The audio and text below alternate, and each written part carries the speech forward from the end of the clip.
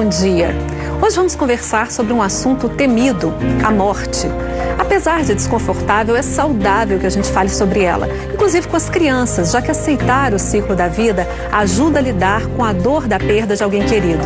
Nossa convidada é um exemplo disso. Gláucia Rezende Tavares é psicóloga e fez da morte da própria filha uma oportunidade para mudar sua trajetória.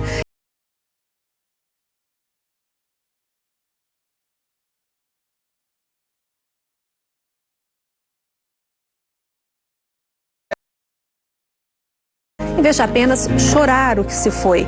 Essas são algumas das lições que a Gláucia colocou no livro dela, Do Luto à Luta. Gláucia, muito bom dia. Bom dia. Não é fácil.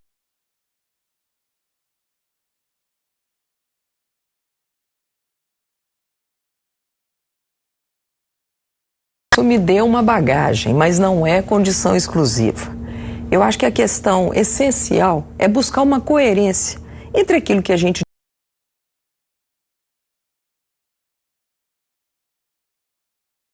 pode viver, né? Uma vida que eu tenho boas ideias, mas que não a aplico, ela fica em qualquer...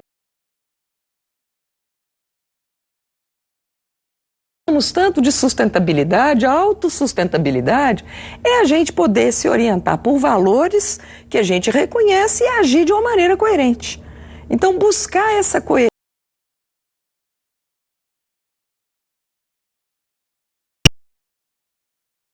pessoas que tinham passado por perdas. Aliás, quem não passa por perda das mais diversas ordens, né?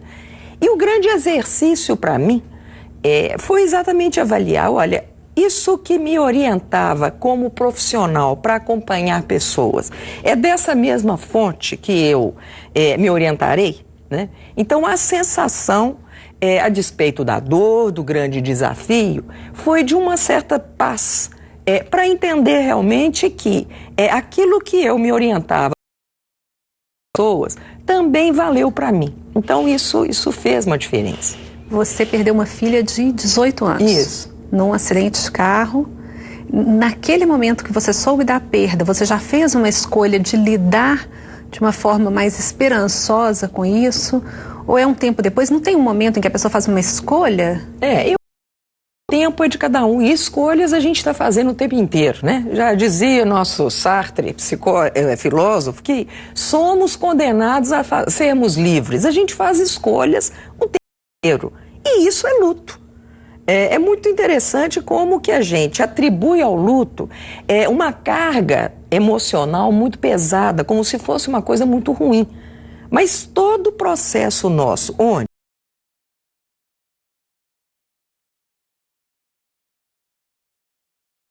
uma ou outra coisa, né? Porque não existe tudo, não é possível fazermos tudo.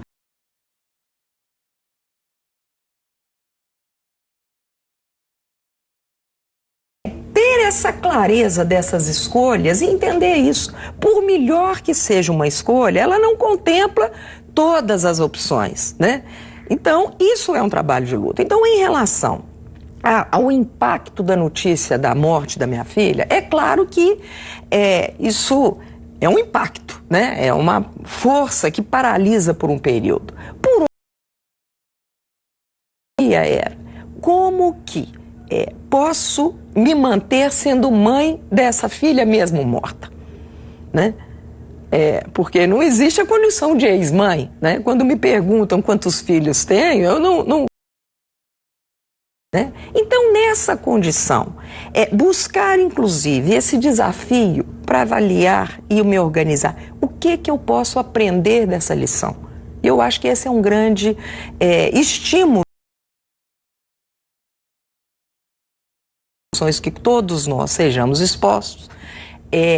Quando conseguimos atribuir sentido para isso, e especialmente perguntar o que é possível aprender, o que eu posso disso ampliar em termos de consciência, de ocupação no lugar da vida, isso vai nos orientando no lugar de desorientar.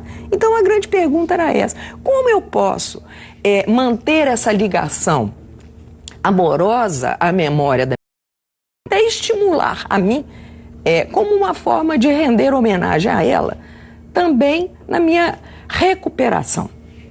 Não é uma escolha fácil organizar esse pensamento, se propor a isso na hora da perda de uma pessoa querida. Você acha, no livro, que se a gente falasse mais sobre esse assunto, se a gente lidasse mais com o tema do luto, isso ficaria menos doloroso? Para qualquer situação, qualquer tema na vida que a gente blinda e que a gente se impede e que põe debaixo dos nossos tapetes, a primeira questão que eu posso esconder nesses nossos porões internos, mas o corpo grita. A dor que não é expressa, o corpo fala, ele grita, né? Ele grita por sintomas os mais diversos. Não é um falar desmedidamente, mas até observar espaços, pessoas, lugares onde essa expressão ela tenha também uma acolhida. Porque nós temos uma cultura de que esse assunto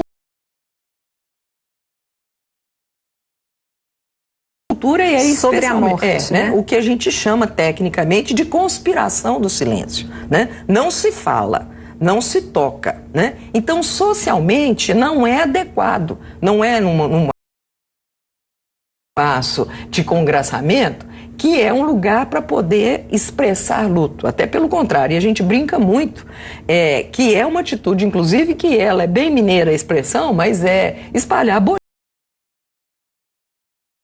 Mas é entender espaços, condições, pessoas que estejam disponíveis a escutar, que essa situação possa ser melhor assimilada e digerida, né? A partir daí, e dentro do processo do luto, do nosso luto que nós vivemos em família, os 6 primeiros meses foram períodos que essa nossa rede social, ela foi muito eficaz em torno de gestos muito solidários, presenças, manifestações, mimos que foram até muito agradáveis.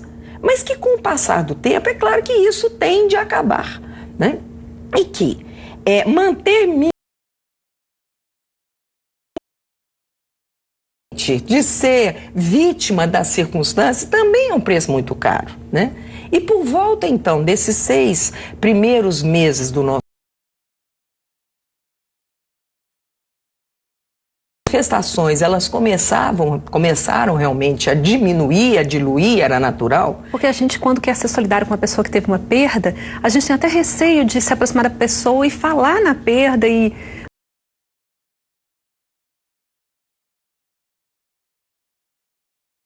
Curioso, porque em geral, quem não teve uma perda próxima tem menos habilidade, até porque ninguém quer. Então, muitas vezes, as conversas e as falas, e a gente brinca muitas vezes com isso, porque são falas malditas, no sentido de que, olha, foi Deus que quis, né? Tem que ser forte, e é uma situação que vai encrudecendo muito, né? Agora, exatamente na medida em que a gente foi percebendo que com esse passar desses 6 meses, essas manifestações e esses gestos foram diminuindo, que houve uma conversa. Precisa de um espaço também que a gente possa, porque por mais que a gente queira assumir a nossa vida e assumimos a vida de uma maneira minimamente possível, é claro que essa condição ela era nossa, a nossa vida tinha mudado, né?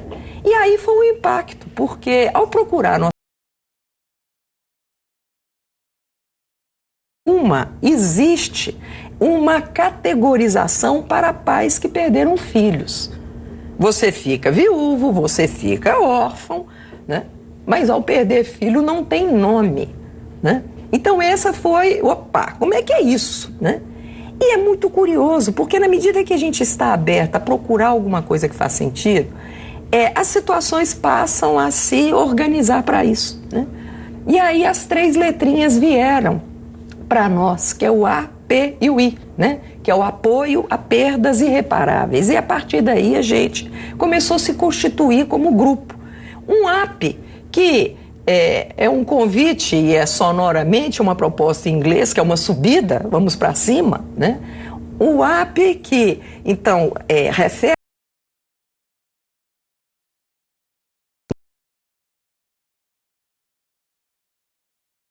a colmeia, a vida que nos aferroa, mas que também nos dá mel. E é esse caminho da gente buscar essa cooperação. De 98, foi quando a gente convidou pais que tinham perdido filhos. O grande desafio para mim, como uma formação cristã, é a grande...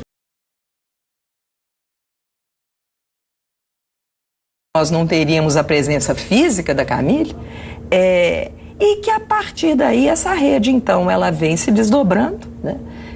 E hoje não é um grupo que se restringe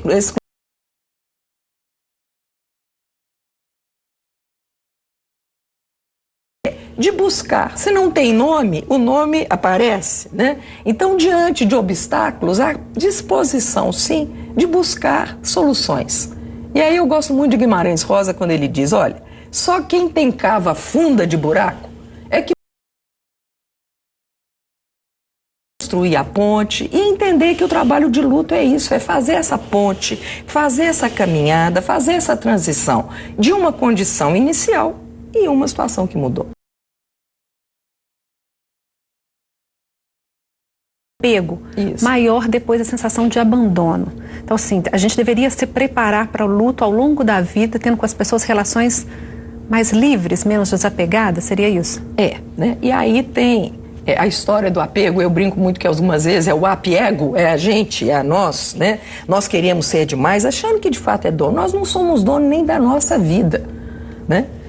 A nossa vida funciona para nós num sistema de leasing. Nós somos convocados a sermos zeladores da vida, a cuidar, e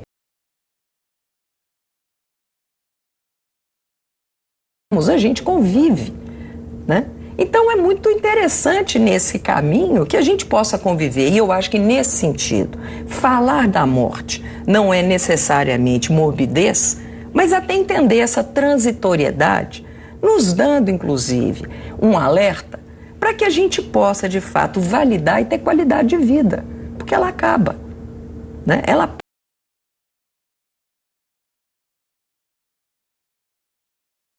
fora, que vão, né?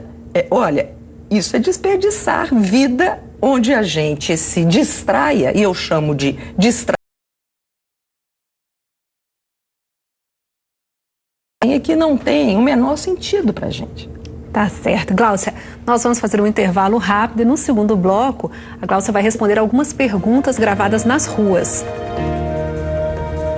A gente deve desfazer dos objetos da pessoa.